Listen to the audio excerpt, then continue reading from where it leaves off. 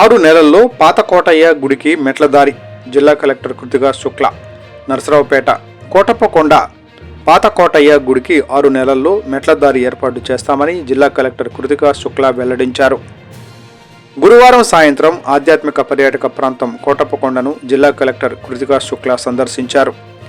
త్రికోటేశ్వర స్వామిని దర్శించుకోవడంతో పాటు స్థానిక ఎకో పార్క్, చిల్డ్రన్ పార్క్, నగర వనాలను పరిశీలించారు.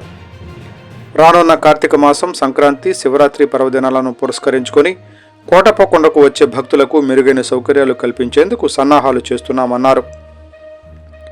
కోటప్పకొండపై ఆధ్యాత్మిక పర్యాటకంతో పాటు ఎకో టూరిజం, సైట్ సీయింగ్ వంటి ఆహ్లాదక పర్యాటకాన్ని అవకాశాలు ఉన్నాయన్నారు.